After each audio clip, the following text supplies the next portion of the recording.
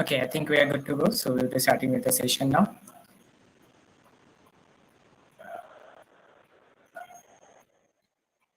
Hi everyone. This is Manish Nath from Hex-Star Universe, and I am going to be your host for today's session. First of all, thank you everyone for joining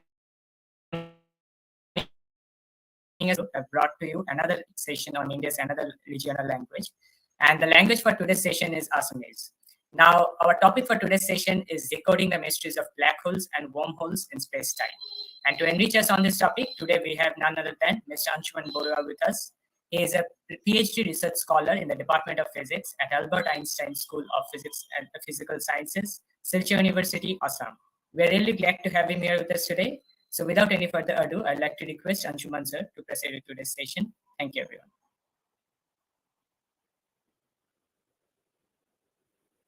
Hi, thank you, Manish, for the introduction. First of all, is my voice clear? Am I audible? Yes, sir. Okay, fine.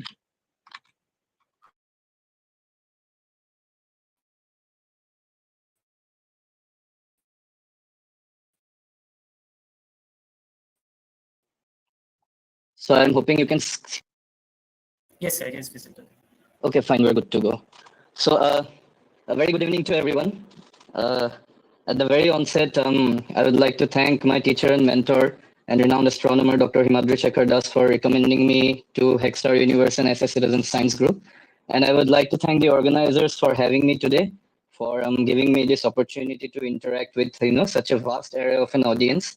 And I'm seeing some of my friends, and I'm seeing people from my alma mater, from Don Bosco High School, from Solbrook Academy. I'm seeing people from all over the places. আৰু অসমৰ পৰা অহা সকলোলৈ মই স্বাগতম জনাইছো.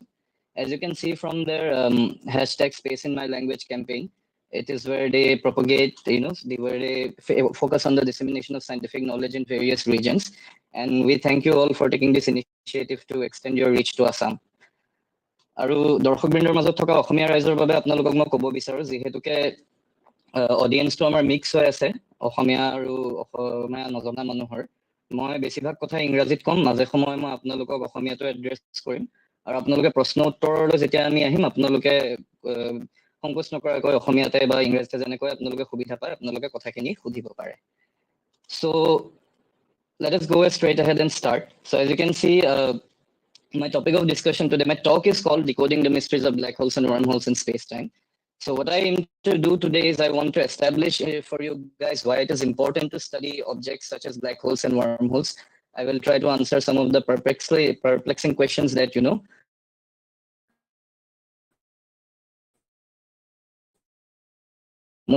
most people as well. And you have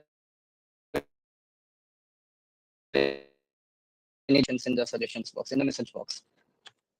So at the very onset, I would like to draw your attention to this little animation. So let's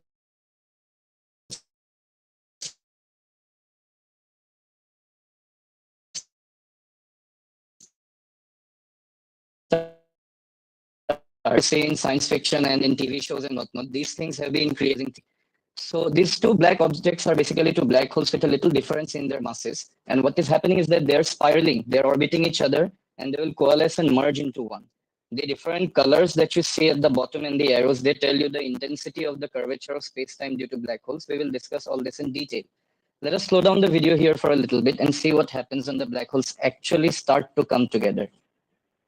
The video is slowing down, and you can see that space and time are being curved in a way that resembles ripples in a pond when you throw a stone. And finally, we have space-time merging together and two black holes fusing into one. So there you have a final black hole created by the merger of two smaller black holes. And all of these ripples that you are seeing, they are actually exactly analogous to ripples in a pond when you throw a stone. But the difference is these are ripples and vibrations in the fabric of space-time itself. So this animation is, of course, credit to the Simulating Extreme Spacetimes collaboration. We will talk about such experiments later on. And let me tell you, this simulation was actually observed for the first time in 2016. And we were able to precisely measure the impact that such violence and turbulence in space-time has on our instruments on Earth. This is the most precise measurement ever made in the history of mankind, in the history of modern science. And today we will look into how these things came and what we can learn from these extreme, objects. So let us talk about gravity. Let us talk about the problems with gravity. So most of us have studied Newtonian gravity when we are in school, but there are some problems there. So what Albert Einstein did is that he corrected these problems. But even today, 100 years has passed since we got the general theory of relativity by Albert Einstein, but lots of problems are still there. So nature at its most fundamental levels is described by two very, very beautiful theories. Two theories that are actually the most well-tested theories in modern science. The first one is called the standard model of particle physics, and the second one is called general relativity. ইয়াক আমি আৰু এটা ধৰণে আৰু এটা ভাষাৰে আমি ক'ব পাৰো ষ্টেণ্ডাৰ্ড মডেল অফ পাৰ্টিকল ফিজিক্সে অনুপৰমাণুৰ কথা কয় আৰু জেনেৰেল ৰিলেটিভিটিয়ে আমাক গ্ৰহ নক্ষত্ৰ বা হাতীপতিবিলাকে কেনেকে ইণ্টাৰেক্ট কৰে সেই বিষয়ে কয় সো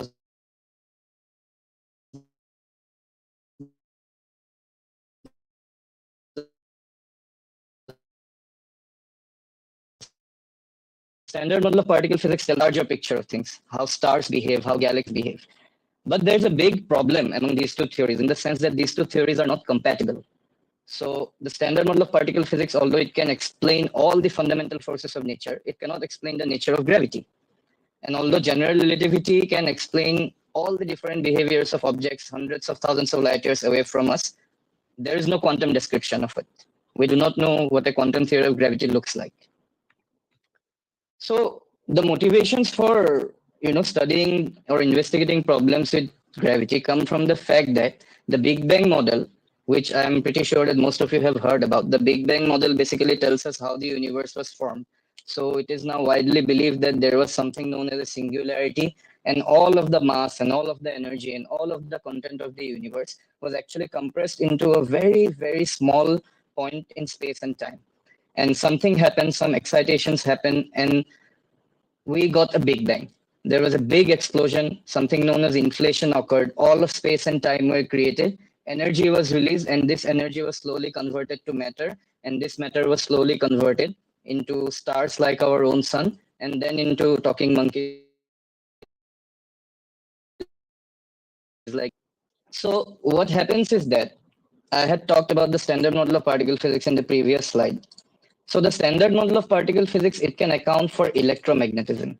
এই ইলেক্ট্ৰমেগনেটিজমটো আপোনাৰ কি হয় আমি ইলেক্ট্ৰিচিটি আৰু মেগনেটিজমটোক এটা বেলেগ বস্তু বুলি ভাবিছিলো লাহেকে আমি গম পালো যে these two forces were actually one and the same thing. Electricity and magnetism together, we say it is electromagnetism. Then we have what is known as the strong nuclear force. The strong nuclear force, in very simple terms, tells you how protons and neutrons are bound together inside of an atomic nucleus. And then we have something known as the weak nuclear force. So the weak nuclear force tells you about many different kind of things. Say, for example, it tells you about radioactivity, right? How things like the beta decay and gamma decay, they happen. So since the Big Bang suggests that all natural, all material, all energy, all mass in the universe actually came from one single point. So we would expect that all of these four fundamental forces of nature, they should be described by the same theory. They should be described by the same underlying mathematical and physical principles, right? So people have been trying to collect these forces together and make up one grand theory for them. So in the late 20th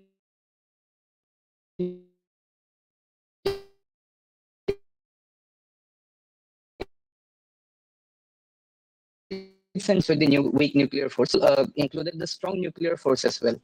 So these three forces are together known as the standard model of particle physics. But this little fellow is left out.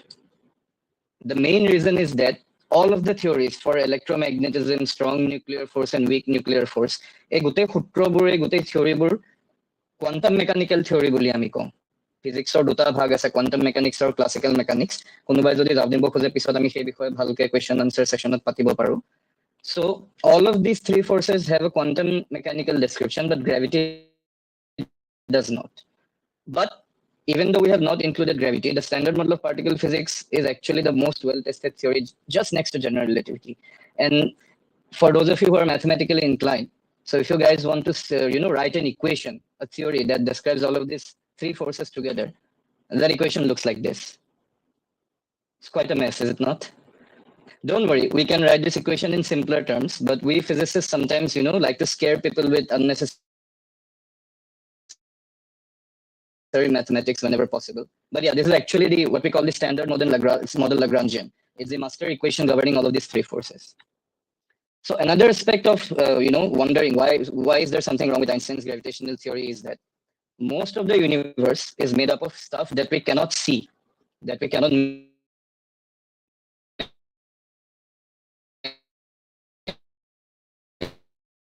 যে আপোনাৰ মোৰে দৰে হাতী পতিবোৰ এই গোটেই বস্তুবোৰ যি ধৰণৰ বস্তু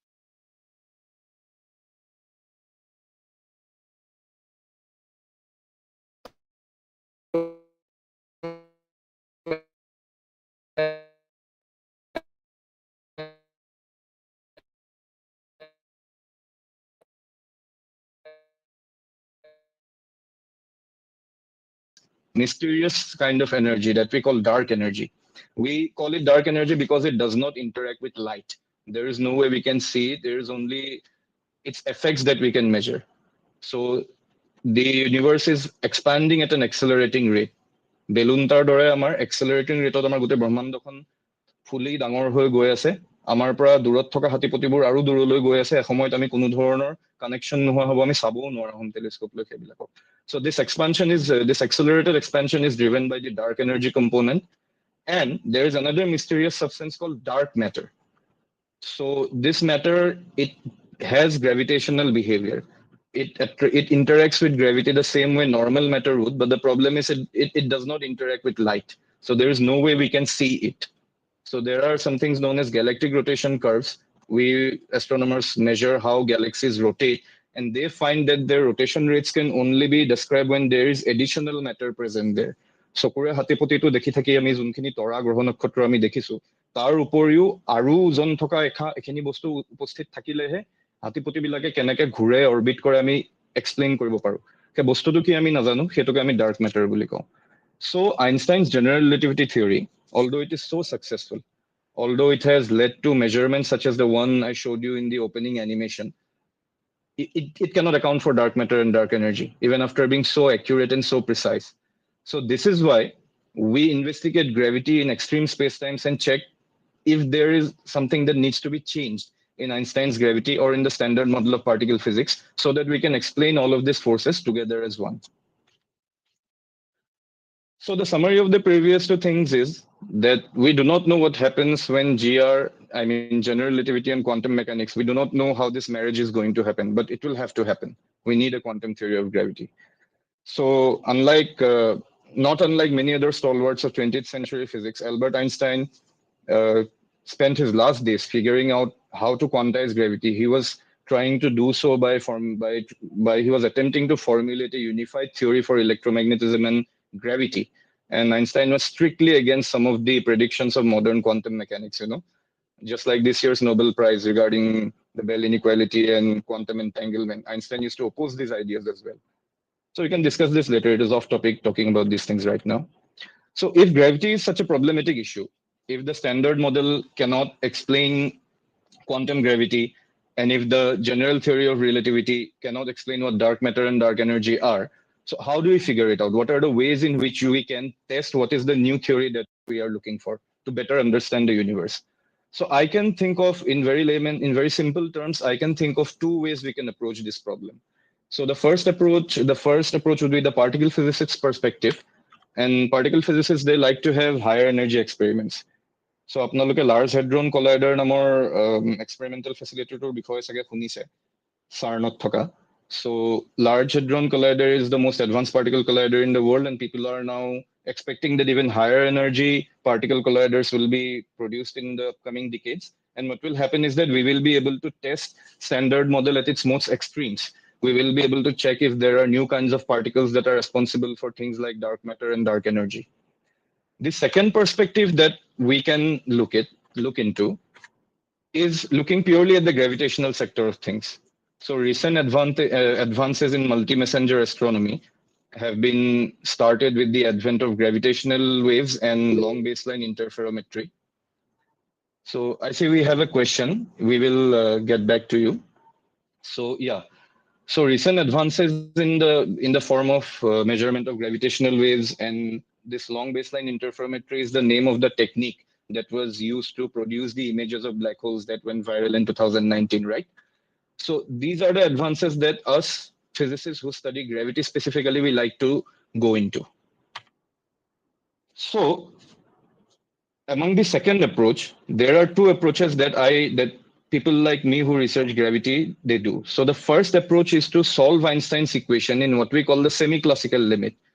So I have already said that we can approach a problem both classically and quantum mechanically. So we can look at solutions to Einstein's equation of gravity in the semi-classical limit. And what are these solutions? These black holes and wormholes are nothing but actually solutions to the Einstein's field equation of general relativity. So do not worry about the math. আপোনালোকে অঙ্কটোৰ প্ৰতি বৰ এটা গুৰুত্ব দিব নালাগে। মই কোৱা কথাখিনি যদি শুনে মই কি বুজাব খুজিছো আপোনালোকে বুজি পাব। So we can check Einstein's solutions in the semi-classical approach. And what we can do is that we can incorporate modifications in Einstein's gravity. So we can modify the way Albert Einstein's theory is formulated. And then we can see what are the solutions that we obtain. Are these solutions physically interesting? Are these solutions actually matching with the observations that we are doing with telescopes and gravitational waves and whatnot? So this second part of the problem is what I do for my bread and butter. But what are black holes and wormholes? That is the first question that we need to address. So without using any mathematics, if you ask me to describe a black hole for you, the proper physical definition would be a physical singularity surrounded by an event horizon. So physical singularity মানে কি কোনোবাই যদি বুজিব খোজে মই এতিয়া confuse নকৰিবলৈ বিতংকৈ নকম আপোনালোকে খুধি ৰাখিলে মই পিছত আপোনালোকক বুজাব পাৰিম and event horizon is nowadays almost a popular science and common man's term everybody understands. So a black hole basically forms the mechanism that we know of. It forms from stellar collapse. It forms when massive stars, they die, they collapse under their own gravity, and they curve space and time into a point of infinite density that we call the singularity. So for those of you who are a bit more mathematically inclined, this particular equation is what is known as the Schwarzschild solution to Einstein's field equations. Carl Schwarzschild নামৰ এজন মানুহে প্ৰথম বিশ্ব সমৰৰ সময়ত যুদ্ধ ক্ষেত্ৰত আইনষ্টাইনৰ সূত্ৰখিনি analysis কৰি এই সলিউশনটো প্ৰপোজ কৰি উলিয়াইছিলে। বহুত ইন্টাৰেস্টিং কথা এটা এই বিষয়ে আপোনালোকে পঢ়ি চাব পাৰে গুগল বা বেলেগ কৰবাত। Wormhole to কি বস্তু তেন্তে? What are wormholes? So wormholes are almost identical to black holes, but the thing is they do not curve space-time into an infinitely small point. What they do is that they curve space-time, but the space-time opens up through a region known as the throat. আপোনালোকে যদি এই অংশটোলে চাই, so if you look at this particular region, this is what we call the throat of the wormhole. So this particular equation is how generally we describe wormholes in Einstein's theory. If anybody wants to know what are the meaning of these terms and what they imply, we can surely do this in the discussion. So both of these things, a black hole or wormhole number দুয়োটা বস্তু আপোনাৰ আইনষ্টাইনৰ সূত্ৰৰ solution হিচাপে আমি পাওঁ. We get these things as solutions to the Einstein's field equations. So this graphic shows you the apparent, observable characteristics of astrophysical black holes. Usually what happens is that this black region, it contains what is known as the singularity in the middle, and this black boundary that you are seeing, this is what is known as the event horizon. So if anything falls into it, if anything crosses the event horizon, be it a signal, be it an astronaut, be it anything that you throw at it, it will swallow it. You cannot extract it. It cannot come back. The gravity is so strong, right? So we have around the black hole what is known as the accretion disk. The accretion disk is something that arises when we have a black hole and there is another star near it, say for example. So what will happen is that a black hole to gravitational pull to iman is strong. It will start drawing matter from the nearby stars and any kind of gases that you throw at it. And this matter will be accelerated to very, very high velocities. It will be accelerated to what we call relativistic speeds. And energized mass and matter and gas, when you accelerate them at such high velocities, they become energized. They get converted to plasma, superdense plasmas, and they radiate. X-rays, gamma rays, and different kind of radiations you can see. And this accretion disk basically shows you the matter that the black hole is swallowing. And there is something known as the photon sphere as well. So this is something that we have observed experimentally. I will talk about this when I discuss the EHT images with you. And there is something else known as the innermost stable circular orbit. So this is the last place where you can safely orbit the black hole without falling inside of it. So this is a very, very rough schematic of what an astrophysical black hole looks like. But how do we know such extreme objects exist? If black holes do not emit any kind of light, if they cannot be detected and seen, how do we actually observe them? So, black holes were actually discussed way before even Einstein put forward his theory of general relativity. In the late 18th century, several physicists, used Newtonian gravity to build a theoretical model of something known as a dark star, which resembles, in its essence, modern black holes, but the mathematical formulation was not correct. But the modern black hole solution, the way we understand it, it was first discussed in 1916, 1 year after Albert Einstein put forward his general theory of relativity. And since 1916 to the late 60s, this was a topic of very, very hot debate. In fact, one of our Indian physicists, devised what is known as the Chandrasekhar limit today. That is a limit. That is basically a limit to how massive and how small a star can become, neutron star can become. And people like Tolman, Oppenheimer, and Volkov, they enhanced this limit and proposed what is known as the TOV limit. We know beyond which, any massive object collapses to form a black hole. So all of these developments, বিভিন্ন ধৰণৰ theoretical development 1916 চনৰ পৰা 60 দশকলৈকে হৈ আছিলে, কিন্তু আমি Blake whole সঁচাকে আছে নে নাই আমি ইমান বছৰে গম পোৱা নাছিলো। 1971 চনত প্ৰথমবাৰৰ বাবে আকাশত আমি Cygnus X1 নামৰ বস্তু এটালে telescope তোৱালো। And when we pointed our telescopes to Cygnus X1, we were seeing that it was releasing such high energy X-rays at such a high intensity that there was no other explanation possible other than a black hole. So this was the first indirect compelling evidence that black holes can actually exist in space-time. Until then, people were very speculative because all known laws of physics, they break down at the black hole singularity. Even today, we do not have a master equation that can tell you what happens at the singularity. This is why people were very skeptical, but initially indirect evidences were found. And now the general consensus is that most active galactic nuclei means the centers of massive galaxies, right? So now the general consensus is that most galactic nuclei, most galaxies, they contain supermassive black holes at their centers. So this is a image taken from the Chandra X-ray Observatory archive.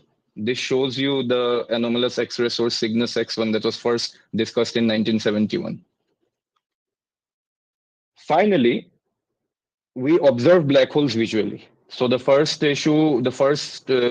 second most compelling evidence of the existence of black holes was due to gravitational waves. I have spoken about that briefly. Ami ako gravitational waves or kotha patim, mohakashiyo torongor kotha ami patim. But this is the most striking result that you can imagine. So these results were produced by the Event Horizon Telescope collaboration. So the Event Horizon Telescope collaboration is basically a collection of radio telescopes situated at different places all over the Earth. And they observe the radio waves that are being emitted by these supermassive black holes. So the image on the left shows you the center of a galaxy called Messier 87. It contains a supermassive black hole. And the image on the right is showing you the image of Sagittarius A star. So this is the supermassive black hole at the center of our own Milky Way galaxy. So years and decades of effort have gone together to produce these images. And you will be surprised that, by the way, this dark region is what is known as the shadow of the black hole. So this is similar to the dark region that I showed you in the simple schematic a few slides back. And all of these glowing yellow and red regions, this is this radiation coming out from the accretion disk. So, after all these years, more than 100 years after Einstein predicted that, black holes can exist, it took us nearly 100 years to figure out an experiment to observe this.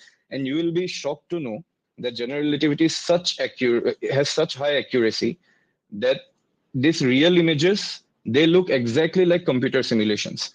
Manuhe Einsteinৰ সূত্ৰ ব্যৱহাৰ কৰি বিগত 100 বছৰৰ পৰা ভাবি আছে যে black hole কেনেকুৱা হ'ব পাৰে। আৰু বহুতে 90 দশকৰ পিছৰ পৰা যেতিয়া কম্পিউটাৰ সিমুলেশনবোৰ পাৱাৰফুল হ'বলৈ ধৰিলে, কম্পিউটাৰত সিমুলেশন কৰি মডেল বনাই চাইছিলে যে আমি যদি ব্ল্যাক হোল কেতিয়াবা অবজাৰ্ভ কৰিব পাৰো আমি কেনেকুৱা দেখি পাম। আৰু সেই ৰিজাল্টবোৰ বহুত ভাল এগ্ৰিমেন্টৰ সৈতে আমাৰ অবজাৰভেশনৰ লগত মেচ কৰে। So this is how accurate and powerful general relativity is. So now that we have confirmed that black holes exist, black holes are real things and they affect, various aspects. Let me give you an example. আপোনালোকে ফটোখন চাই ভাবিব পাৰে যে ঠিক আছে আমাৰ হাতীপতিটোত আমাতকে অযুত নিযুত আলোকবৰ্ষ দূৰত ব্লেক হোলৰ দৰে এটা বস্তু আছে। তাৰ প্ৰয়োজনীয়তা বোধটো কি? What is the importance of this? Let me tell you. এনেকুৱা supermassive black hole বোৰ নথকা হলে, if these supermassive black holes did not exist at the centers of our galaxies, planets like Earth may not have formed. So those of you who are interested in, exoplanets or extrasolar planets, you will know that planets that are in the habitable zone of the star can sustain liquid water, right? So what you might not know is that there is something known as a galactic habitable zone as well. So these are the regions of the galaxy where violent supernovas do not go off all the time. These are the regions of galaxies where X-ray sources like black holes do not send, disastrous signals all the time. Our solar system actually lies in this galactic habitable zone. And recent research has suggested there is strong reason to believe that if supermassive black holes were not present, their gravitational attraction, their gravitational power helps us to create these galactic habitable zones. তাৰমানে এনেকুৱা কৃষ্ণ গহ্বৰৰ দৰে আপোনাৰ বস্তুবোৰ আমাৰ হাতীপতিটোৰ মাজত নথকা হলে আমাৰ দৰে গ্ৰহ এটা চাগে ফৰ্ম নহলেহেঁতেন, আৰু গ্ৰহ এটা ফৰ্ম নোহোৱা হলে আমি বহি আজি এই কথাখিনি পাতি থাকিবলৈ নাথাকিলোহেঁতেন। So now that we have established that black holes are very real and very important, what are the current burning questions related to black holes that researchers like me, we try to figure out? So the first most burning topic is actually something that non-physicists might funny. We say that black holes are bald. Krishna গহ্বৰবোৰ আপোনাৰ টপা থাকে, চুলি নাথাকে, টকলা থাকে। So this is a very funny name, but it's actually a true term that we use. We say that black holes have no hair.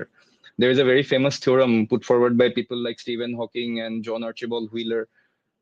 These theorems are known as the black hole no hair theorems and black hole uniqueness theorems. So what do you mean by black hole here? I will explain it for you.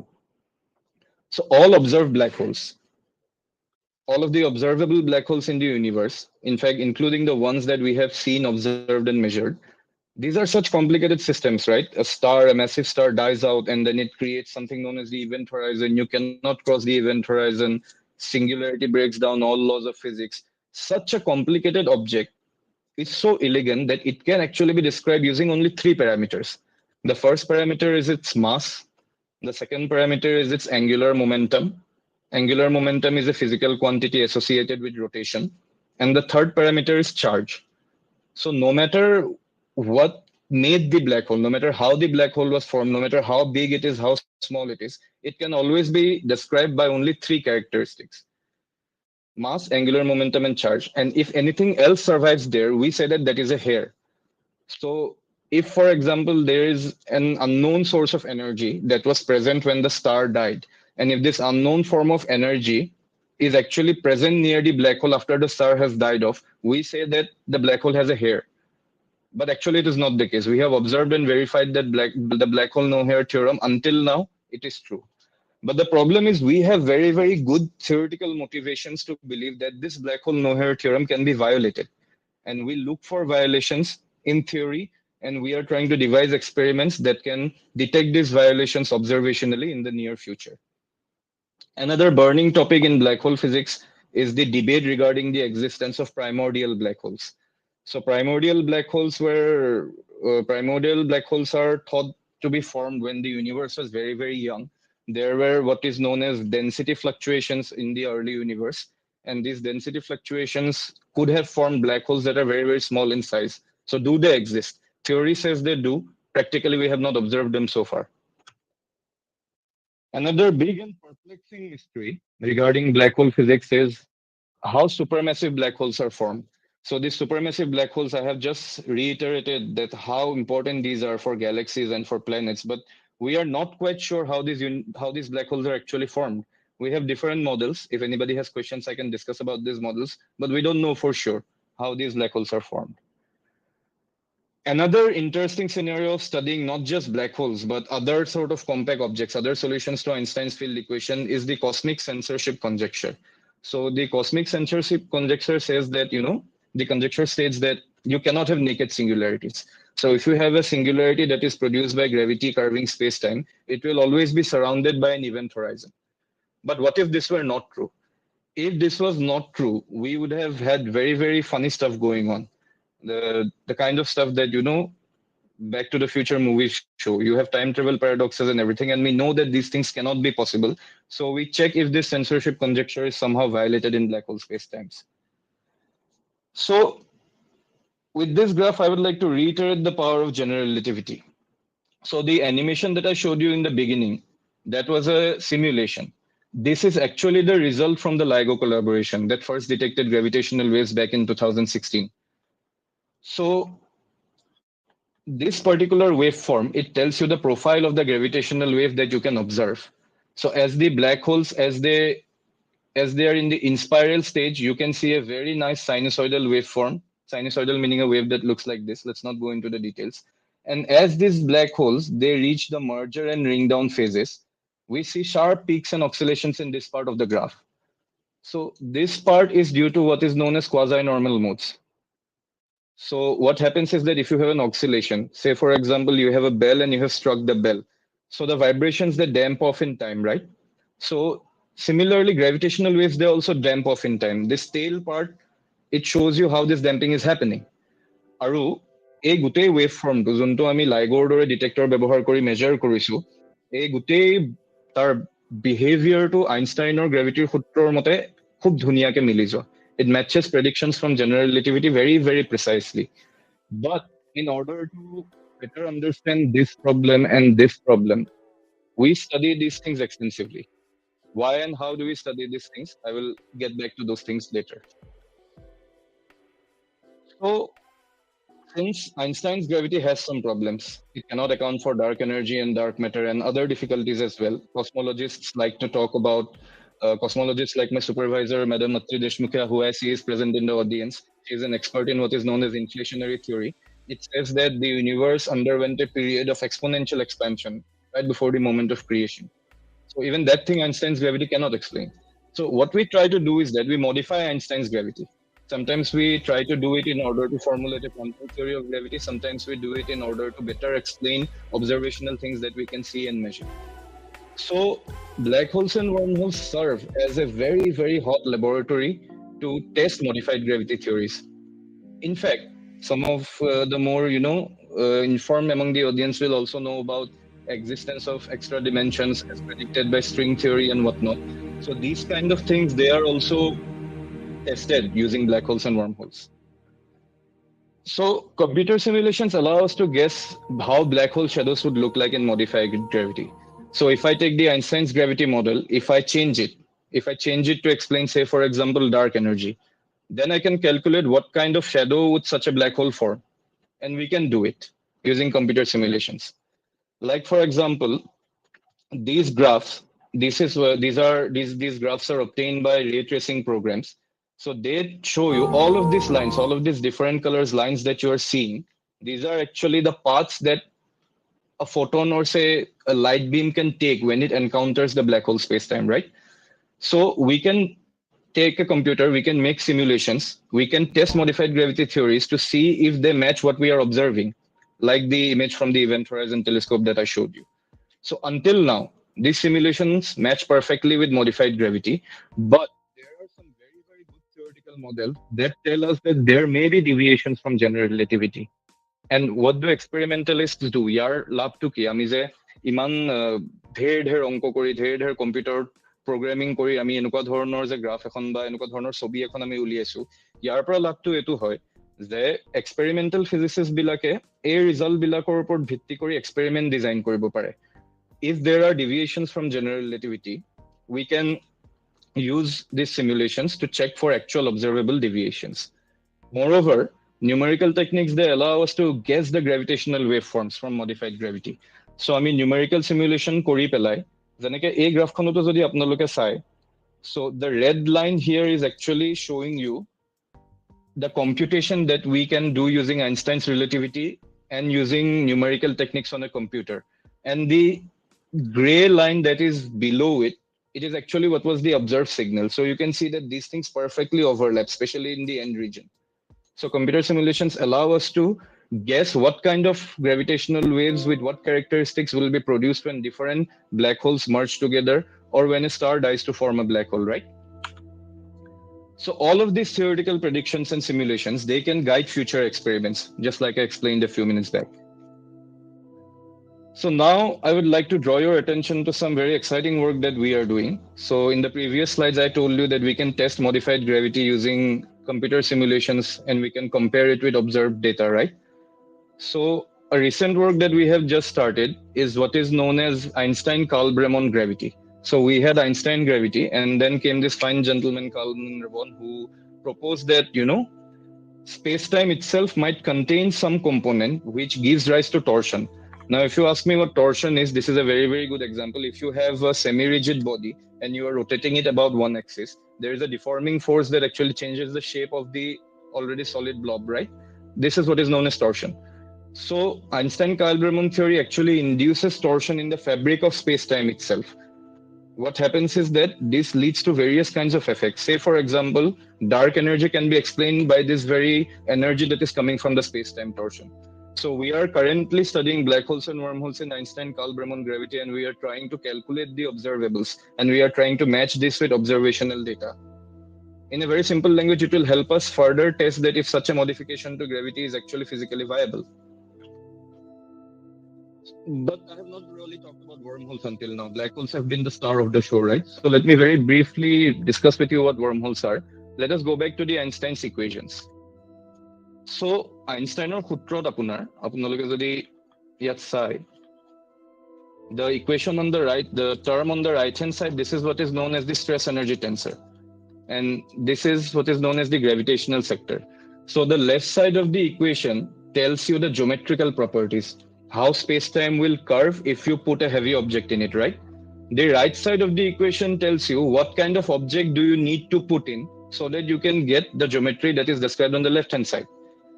This thing is particularly called the source of the geometry. So what happens is that if we have wormhole solutions, these sources, they violate the energy conditions. I will tell you what the energy conditions are in just a minute. So we need what we call exotic matter. এই exotic matter নামৰ বস্তুটো বুজাবলৈ অলপ টান যদিও খুব সহজ ভাষাত ক'বলৈ গ'লে আপোনালোকৰ মানে কমন সেন্সৰ বিৰুদ্ধে যোৱা কথা কোৱা হ'ব। এক্সোটিক মেটাৰটো এনেকুৱা ধৰণৰ বস্তু, আপুনি যদি এক্সোটিক মেটাৰেৰে বনোৱা ফুটবল এটা ফিল্ডত থৈ আপোনালোকে যদি শ্বটটা মাৰি পঠিয়ায়, আপুনি যোনটো ফালে গুৰিয়ালে বলটো তাৰ উল্টা ফালে সি গুচি যাব। So what I'm trying to say is exotic matter has, unphysical properties like negative mass and negative energy. And until now, we have not observed these things. We know that they should not be physically possible. So now what are the energy conditions? There are different kind of relations. Let me explain for you something very brief, right? So this source term, it actually contains a term tour bhitor aru bahut kisuman mathematical term khumai thake je amak physically observable bostu kisumanor kotha koy. Udaharon sorupe, this source contains what is known as the energy, or more accurately energy density, and it also contains the pressure. Meaning, if you have some form of matter, what kind of energy it contains and what kind of pressure it exerts in space-time, right? So the energy conditions tell us that this should be positive. This should be greater than or equal to 0. But wormhole solutions, they violate this condition. Say, for example, if I make a graph of the energy conditions for a wormhole geometry, I would have been happy if it looked like this. You see that all of these values here are positive, and this is the distance, right? So for example, you are standing right here, and somewhere here is the wormhole, right? So as you are approaching the wormhole, you can see that your energy density is positive. That means if you want to cross the wormhole, nothing wrong is going to happen. You can do it. But actually, that is not the case. It is the complete opposite. If you actually want to cross the wormhole, you obtain a graph like this. ইয়াত যদি আপোনালোকে চাই এফালে সব negative number আছে। That means this behavior is apparent characteristic of all wormhole solutions, be it in Einstein's gravity, be it in string theory, be it in other modifications of gravity. We always find wormhole solutions. But the problem is we always get a graph that looks like this. And until now, we have not made any matter or energy source that looks like this in the laboratory. So those of you who are interested, you can Google about the Casimir effect. That is the only known observable violation of the energy conditions. The Casimir effect actually creates what we interpret as negative pressure. So you can look about it. But modified gravity wormholes can be constructed from ordinary matter. You do not need exotic matter. এই গ্ৰাফখনৰ দৰে আপোনাৰ আনফিজিকেল বিহেভিয়াৰবোৰ আমি নোহোৱাকে আইনষ্টাইনৰ সূত্ৰখিনি modify কৰি আমি wormhole solution বনাব পাৰো। So we have been doing some recent works regarding the construction of wormholes without the need for exotic matter, and we have specially focused on what is known as FR gravity. So this is one of the most widely discussed modifications of Einstein's general relativity. So Einstein's gravity equations can be derived from an expression that looks like this. But in FR gravity, you can see one difference. We have an R here and we have something known as F of R here. So this term, this F of R term is very, very different from this only R term. And such a simple mathematical trick, iman সহজ সৰল mathematical trick এটাই আইনষ্টাইনৰ সূত্ৰবিলাকৰ যিমানখিনি limitation আছে সেই গোটেইখিনি শুধৰাই পেলাব পাৰে। For example, such a small mathematical correction can explain dark energy and dark matter. So we are interested in how these black hole and wormhole solutions look like in modified gravity. So we have very recently published a work, as you can see here. And here we have investigated wormhole solutions in what we call a viable FR gravity model. Viable meaning it's a physically well-motivated model. It can explain different limitations of Einstein's gravity without any problem. And you see that we have obtained graphs for the energy conditions which are totally positive. There are no negative values. There's some negative value after you cross this particular region, but this region is not of interest to us. We do not need it. If you want to know why, I can explain it for you. And these very beautiful graphs actually tell you that these solutions can be formulated using very, very low amounts of exotic matter near the truth, in such amounts that can be predicted by our theories without leading to any unphysical observable signatures. Moreover, we have also studied the aspect of the very, very fundamental nature of space-time itself, right? So some of the well-informed of you guys among the audience, you guys might know that the smallest observable or measurable or smallest possible length, it's not measurable, I'm sorry, the smallest possible length is what is known as a Planck length. It is 10 to the power minus 35 meters. So আমি অনুপৰমাণুবিলাকৰ কথা পাতো যে কিমান সৰু আমাৰ গাৰ ভিতৰত sales আছে, সেলৰ ভিতৰত বিভিন্ন মলিকিউলছ আছে, মলিকিউলছ বিলাকৰ ভিতৰত অনুপৰমাণু আছে, অনুপৰমাণু বিলাকৰ ভিতৰতো আৰু বস্তু আছে বুলি আমি শেহতীয়াকৈ গম পাইছো। কিমান সৰু হ'ব পাৰিব? আটাইতকৈ স্মলেষ্ট পসিবল সৰু লেংথ স্কেল যোনটো আমি মেজাৰ কৰিব পাৰো সেটোক আমি প্ল্যাঙ্ক লেংথ বুলি কওঁ। So this Planck length has important implications. So some of you might have heard that string theory is perhaps the most conclusive, quantum gravity theory that we can formulate. But the problem is we have not been able to prove string theory until now. So string theory tells you that the very fundamental nature of space-time becomes discretized. By discretized, I mean that it does not remain continuous. When you go to the smallest length scales, you will notice disturbances in the fabric of space-time. You will notice that things become fuzzy, non-localized. It is almost related, identical in its essence to the Heisenberg uncertainty principle, or say to the concept of atomic orbitals, where you cannot measure the position and velocity of one electron precisely. If you measure one, the other thing gets lost. Mathematically, the structure is similar, but instead of talking about atoms, we are talking about the very fundamental structure of space-time itself. So non-commutative geometry, it tells you that space-time becomes fuzzy when you go to length scales that are comparable to that of the Planck length. And what is the advantage of actually getting into such a difficult mathematical model? The advantages are that we can explain interactions that usually require big pieces of math and big observational tools in the standard model. We can explain these observations when strong gravity is present using the same set of master equations, if we consider that space-time actually is described by non-commutative geometry. So we have studied this aspect in conjunction with modified gravity in another recent publication. And here also, we were not surprised. We were actually expecting the result that we can get wormholes that are stable and that do not violate the energy condition, meaning they do not need exotic matter. And we were able to show it, that such wormholes can be formed without the need for exotic matter, without any unphysical characteristics. So why do we need to study wormholes then? We need to study this because there is strong theoretical considerations that say that all the black holes that we are observing, some of them might be exotic objects like wormholes, right? But we cannot say for sure, because when you are looking at the compact object from outside and from far away using observational techniques that we currently know of, these things look exactly like black holes. But when we go deeper and analyze the mathematical structure rigorously, then we realize that it might not be a black hole, it might be a wormhole. In fact, recently some Indian physicists have proven that the supermassive black hole at the center of our galaxy may actually be a higher dimensional black hole. So it might be a black hole that is created due to the presence of an extra spatial dimension. So all of these things, they need to be considered in order to have a better understanding of the universe in terms of the theories of general relativity and standard model particle physics that I begin this discussion with. So this is the research that we do. This is the work that me and my collaborator Parangam and my supervisor Professor Deshmukhia, we are interested in. And we hope to get more more tangible and observable results with our research in the near future. So to summarize my talk, I have already taken up more time than I thought I would. Black holes and wormholes allow us to test the nature of space-time at its most fundamental levels. We expect that research works like the ones we do, they will someday lead to a drastic change in our interpretation of theories, such that new experiments can be developed, such that we have a better understanding of how creation happened, basically how the whole universe was born. And the last thing that is like me who are studying black holes and wormholes and modified gravities, we are very, very excited with the prospect of discovering black hole mimickers in the universe. Like it would be a big, redefining moment for us. Somebody with observationally proves that the black hole at the center of our galaxy is actually a wormhole. So this is the basic essence of what I wanted to cover in my talk today. If you guys have any questions, I would be more than happy to address this question. Thank you very much.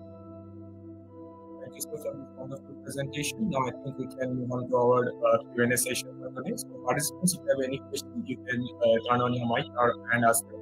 But also you can write in the chat, and I will read them. And we already have two questions from our YouTube chat. So first one from Kiran Tayum. He was, will humans be able to study what's beyond singularity? Okay, thank you for your question, Kiran. First of all, if we want to study what is beyond the singularity, we have to first reach the singularity. So as you cross the black hole event horizon, the role of space and time itself gets changed. So it is already quite difficult. We have mathematical techniques known as coordinate transformations and conformal transformations that allow us to describe the nature of the space-time beyond the event horizon. It's very, very difficult. And what is happening on this side of the event horizon, although we have very good mathematical models, actually testing it, without being able to measure a black hole from its proximity is very, very difficult. So in the future, we expect that, radio telescopes will become more advanced and gravitational wave detectors will become more sensitive so that we can detect small changes that can occur if one of our theories is correct. What I'm trying to say is, suppose I have a modified gravity theory which says that the interior of the black hole has 1 to 3 properties, and due to these properties, some different kind of gravitational wave will be emitted. So future gravitational wave detectors will become more and more sensitive. They will be able to detect these changes and say that, okay, out of 100 theoretical models that describe what is inside a black hole, this one might be accurate. So yes, in the coming decades, we will be able to test what is beyond the black hole event horizon. But what is beyond the singularity is a question that right now we physicists believe is unphysical to discuss, because we do not know the physics of the singularity. We do not know what kind of mathematical model or master equation is needed to describe a consistent theory of gravity at the singularity. But in the case of wormholes, you don't have a singularity. You just have a throat and you exit from the other end. But exiting from the other end has different implications as well. But I think that is beyond the scope of your question. So I hope I was able to help you out. Thank you.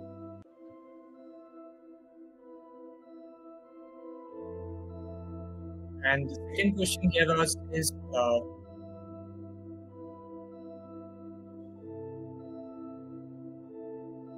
does time dilation occurs in black hole? Yes. Time dilation occurs in black hole.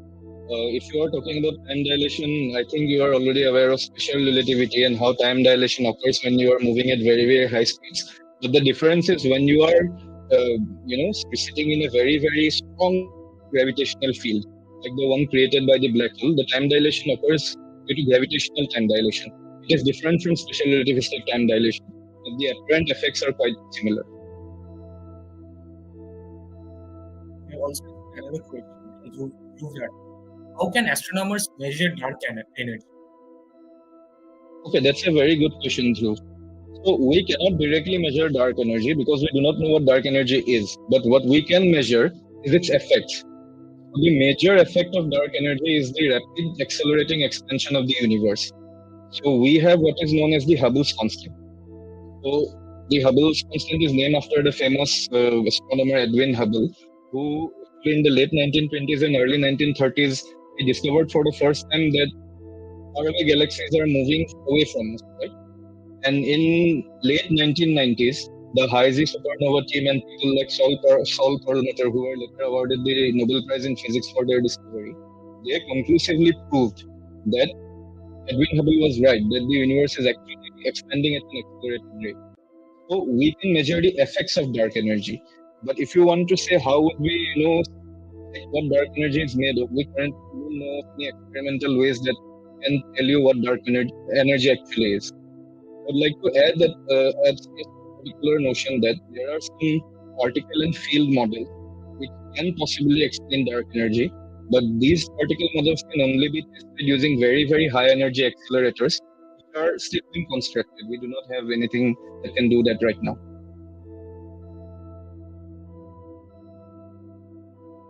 So in the main chat also, Devpradhan Chaudhary have asked, here cannot explain dark energy, but we cannot study dark energy without the knowledge of here. Even if we did not have a general theory of relativity, even if we did not have Einstein, Edwin Hubble or somebody else would have noticed that galaxies are moving far and far away from us using what is known as the redshift of galaxies. But the notion of GR, why it became so irrefutable, is because of Einstein himself. So when Albert Einstein formulated his solutions to gravitational field equations, especially when he formulated the master equation for gravity, he was not happy with the results that he was getting. So the universe model that Einstein's initial proposal described, it says that gravity would overpower everything in the universe, and he was not happy with it. So what he did was that he included what is known as lambda, the cosmological constant, in his equation.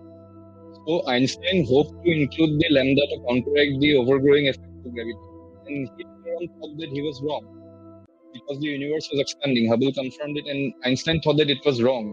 He said that it was his biggest blunder of his life. But when people actually observed Type 1a supernova and realized that Hubble was right, instead of being right, Hubble's knowledge was advanced. Hubble said that the universe was expanding, and we found out that the universe was expanding at an accelerated rate. Right? The particular factor causing this acceleration, if you talk about it mathematically, it comes directly due to the contribution of the Einstein's cosmological constant. So this is why, although general relativity cannot explain what dark energy is, general relativity in fact does tell you that something like dark energy exists. It will accelerate the expansion of the universe.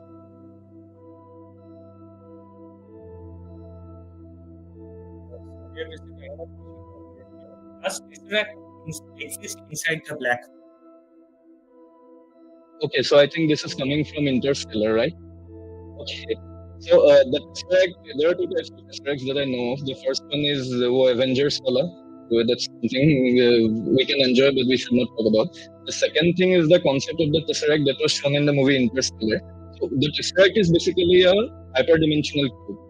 We have 3 dimensions of space and 1 of time, right? So if you look back to my room, I can go up, I can go left, I can go right, and there is time somewhere in between. So if there was one more physical dimension present, right? What would a cube look like? That particular structure, you can do what is known as dimensional reduction, and you can make a projection of a higher dimensional cube into our lower dimensional universe. That particular object is known as a tesseract.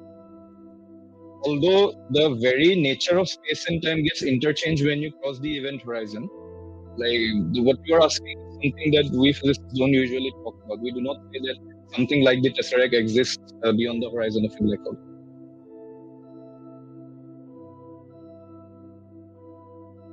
Now, I would like to request all our participants to ask if they have any other questions. Please feel free to ask.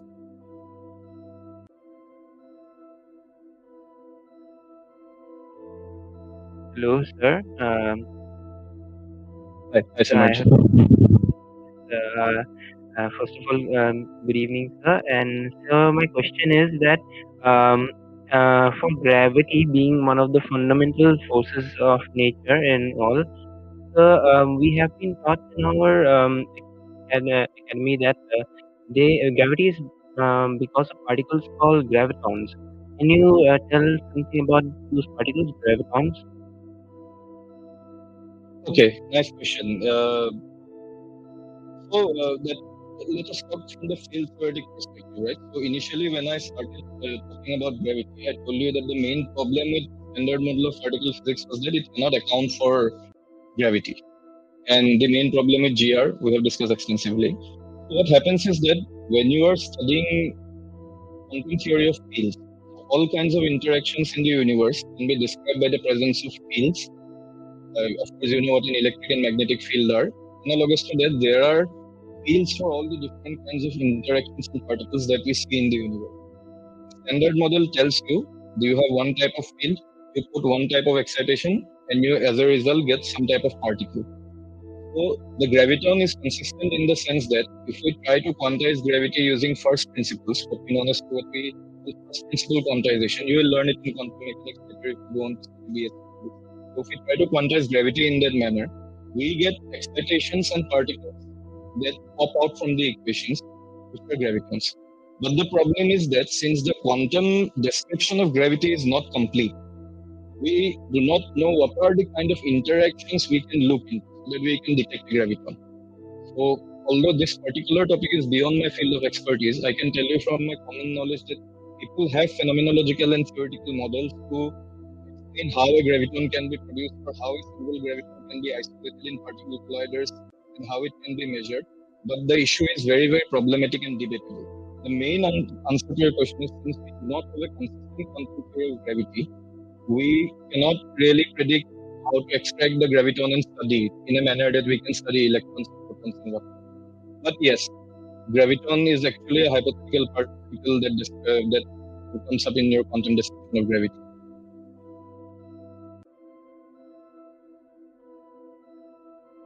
Thank you, sir, for answering.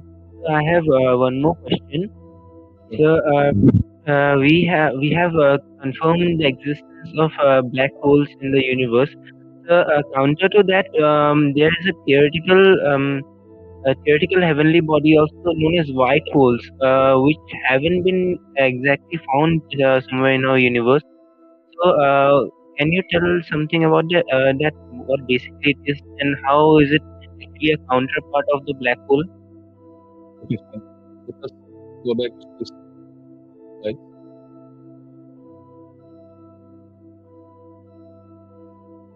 That's a very good question, by the way. Let me answer you precisely. Okay. So let us look at this equation. Let us look at this particular equation. So this equation describes what is known as a manifold in mathematical physics, right? So in very simple terms, a manifold is the structure that can be described using the particular parameters that we have in our theories of gravity. And this image that you are seeing on the right, this is also an example of the Riemannian manifold.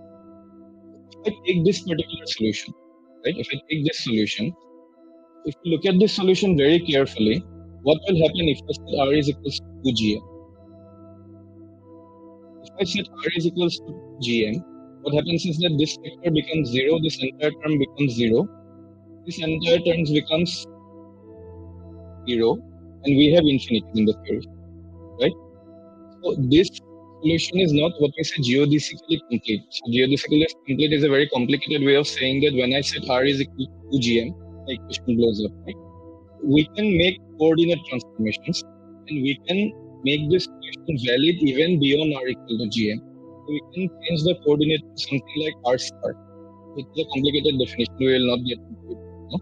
If I use R star instead of R in what I can do is that instead of this space-time curving up, like we don't have this singularity here, but if there was a black hole, you would have had something that looks like this, you would have this singularity.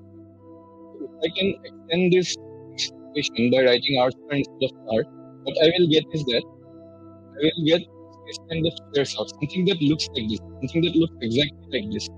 But this is a wormhole, this is not a black hole. The main difference is that if you extend this in the way that I have explained, what you will obtain is that you will obtain something known as a wormhole in this sense. Meaning, will have all the properties of this part, but in the opposite side. If this part is minus, this part will be minus. If you have a black hole event horizon on this side, you will have something known as a black hole anti-event horizon on this side. So an event horizon is something where nothing can escape from. An anti-horizon is something where nothing can enter. It is prohibited. We were fascinated by these objects, but later on, it was established that these solutions are not geodesically complete. What I mean by geodesically complete is that if you throw something in one end, there is no way for it to come out on the other end, meaning that this is not a physical scenario. This is why all the white holes are very interesting things. In fact, when you go, if you go on to later on in your life, when you study black holes in class, they will tell you about white holes. They will explain for you mathematically the geodesic. They will tell you that this is not something simple, this is not real. Very good question, thank you.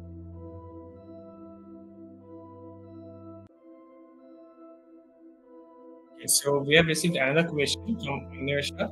Does gravitational field affect space-time? Yes, it does. For example, this structure that you are seeing here is created by the gravitational effect. All the black holes that we see, the black hole shadow that I have explained, the reason why something falls in and cannot get out, it is because this gravitational field affects space-time, right? If I go back to the Einstein's equation, I have explained this in my talk. This part tells you the geometry, and this part tells you the matter. So if you put matter, it will create some kind of effect on space-time. And if you have some sort of effect in space-time, you can guess what kind of matter is creating it. So yes, gravitational field does affect space-time. We have another question, which is, does time stop in a black hole? Well, it does not. If you were to cross the event horizon, what will happen is that this is the event horizon, this is a spaceship that is falling. So once it crosses the event horizon, the right from it will become infinitely redshifted, right? The gravity is pulling the light in such a strong manner that the light will take forever to reach you. If you are sitting a spaceship into a black hole and if you are watching it, it will look like the spaceship has frozen in time for you. But actually, the spaceship has crossed the event horizon. It is destroyed. It is dead. But it will look like the light. It will look like the spaceship is stuck at the event horizon. And the reason is, the light is so strongly affected by the gravity that it takes forever to reach. It becomes infinite red. But the time does not stop inside a black hole. What happens instead is that the role of space and time gets reversed. So this E here means time. This R here means space.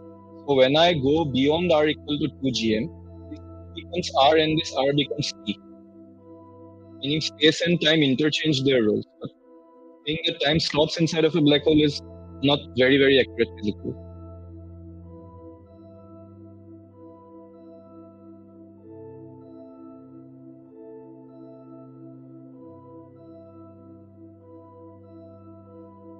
Okay, so Skylar from our YouTube channel asked, why is black hole named black hole? If you can answer that in Assamese. আচ্ছা অসমীয়াত black hole actually black hole শব্দটো মানে আমাৰ physics কমিউনিটিটোত কি হয় আমাৰ টাৰ্মবিলাক মানুহবিলাকে ধেমালিতে কৈ ওলোৱাৰ দৰে হৈ যায় ব্লেক হোল শব্দটো একচুৱেলি ব্লেক হোলৰ মডাৰ্ণ কনচেপ্ট ডেভেলপ কৰাৰ আগতে আমি ডাৰ্ক ষ্টাৰ্ছ বুলি কৈছিলে তেতিয়াৰ দিনৰ ফিজিচিষ্টবিলাকে তাৰপিছত যেতিয়া এই শ্বাৰ্টছচাইল্ডে উলিয়ালে আইনষ্টাইনৰ ইকুৱেশ্যনবিলাকৰ সলিউশ্যন উলিয়াই মানুহে গম পালে যে এই সলিউশ্যনটোৱে এনেকুৱা এটা ফিজিকেল অবজেক্ট বুজাই আছে যাৰ পৰা কোনো ধৰণৰ লাইট ওলাই নহয় আৰু সেই এনেকুৱা এটা স্পেচ টাইমৰ ষ্ট্ৰাকচাৰ বুজাই আছে যেন স্পেচ টাইমৰ গোটেই ফেব্ৰিকখনতে ফুটা এটা হৈ গৈছে সেইটো কাৰণে টাৰ্মটো তেনেকে আহিলে কোনে একজেক্টলি ব্লেক হোল টাৰ্মটো কইন কৰিছে মই ক'বলৈ অলপ দিগদাৰ পাইছো এতিয়া কিন্তু মটিভেশ্যনটো তেনেকুৱা আছিলে আৰু similarly black holes have no hair বুলি মই ক'লো ন হেয়াৰ টাৰ্মটো সেই বেলেগ ধৰণৰ এনাৰ্জি এটাক হেয়াৰ বুলি মানুহে কয় sometimes you do not have very strong like linguistic motivation for giving a name but মই যিমান দূৰ জানো ব্লেক হোল নামটো এজন দুজন মানুহে ব্যৱহাৰ কৰি লিটাৰেচাৰ টাৰ্ম হৈ থাকিলে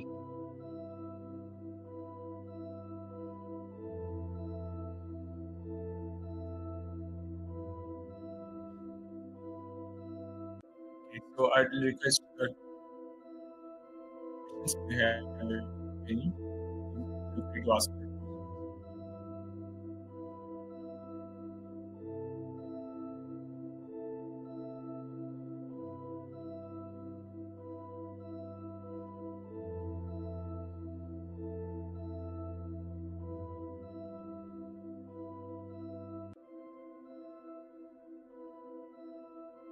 Hello, sir. I have another question I would like to ask. Sir, we have been learning that basic energy is formed from stars and after nuclear fusion happens. So, and at the end of everything, when some kind of matter enters a black hole, it helps in increasing the size of the black hole. Is it correct? This is known as the horizon area theorem, right?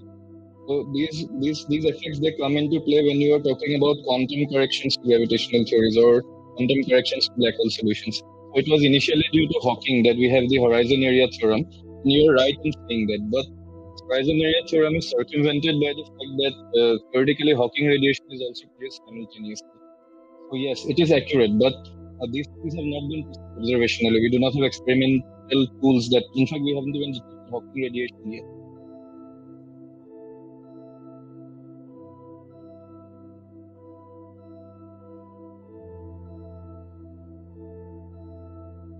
So, before signing off to the younger in the audience and of course to others as well, I have a collection of 2 books that I really like that I would like to recommend to you. There are actually 3 books. The first one is Hawking's. Everyone has mostly read about it. There's one book that I really love, if you can see. This is Relativity, the Special and General Theory, written by the master himself. So if you want to learn about what relativity theory is using high school mathematics only, this is a very good starting point, right? I suggest everyone read this.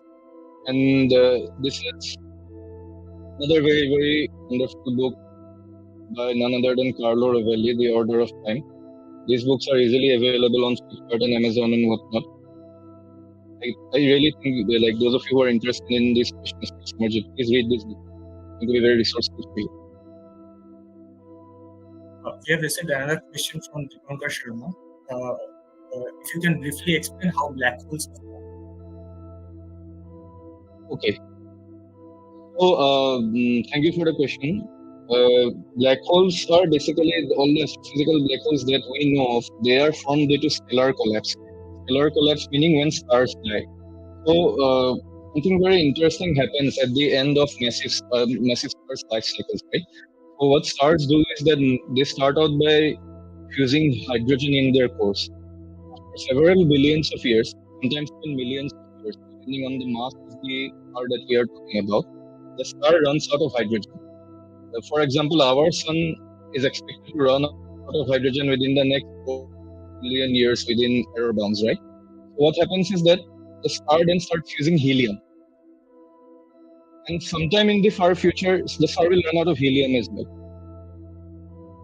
Depending on how massive the star is, some stars can even fuse heavier elements than helium.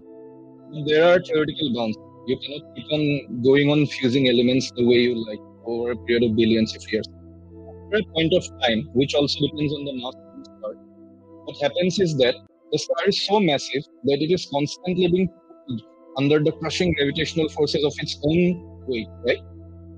But what is sustaining? If the body is so massive, such a great gravitational field is pulling its surface down toward the center, the only thing that is keeping the star together in its spherical shape is what is known as radiation pressure. This radiation pressure counteracts the force of gravity. The more accurate term would be degenerate pressure.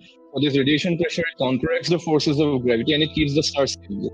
But once the star does not have enough fuel to keep on burning, what happens is that this radiation pressure decreases. And when it decreases, the star starts contracting on itself. And there is a limit of contraction. That limit is nothing but the 2 GM factor that you saw in the last equation that I was showing you. It is known as the short star scale radius. So once the complexification goes below that rate, and splitting apart here, there is a part where some stars will blow off to become supernovas as well. And after the supernova is formed, this collapse thing happens that I am telling you. So this Snyder-Oppenheimer collapse happens. Body gets compacted beyond its own event horizon. All of the matter that made up the star is pulled down into the curvature of space-time that is being created by the weight of the star, the mass of the star. So this deformation in space-time in the end forms a singularity, and the various mechanisms in play form an event horizon around the singularity, and we finally have a black hole. This is how astrophysical black holes are basically formed.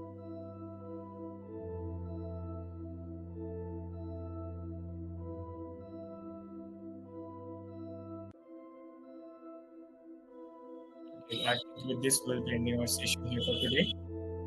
Firstly, thank you, sir, for this wonderful presentation and the wonderful live session. I'm sure our participants have been helped a lot with the topic of black holes and wormholes, and I am sure it will help them in the future studies.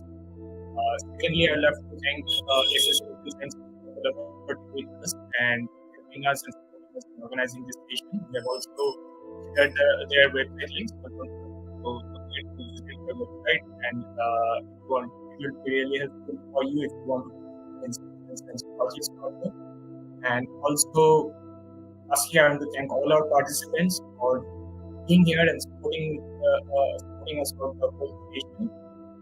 Also, we will be organizing regional language sessions like this in future. So don't forget to suggest in each language and what topic you want for next session to be. And also, this session has been live streamed in our Hex-Star Universe Regional YouTube channel, which has been chat. So don't forget to visit there our live stream and let us know how much you like the session, and also let us know how you want us to improve our stations in future. And also, we have our Universe main channel where we organize stations in English, and we have previous organizations and assignments. So don't forget to visit that channel also if you want to know more about this in English. And also, don't forget to visit our website. We have also shared our website link, and we also organize master classes. So don't forget to master classes also, and also on our hands-on projects that we will organize in the future. Thank you, everyone. Lastly, I would like to request everyone to turn on their camera one so that we can take pictures.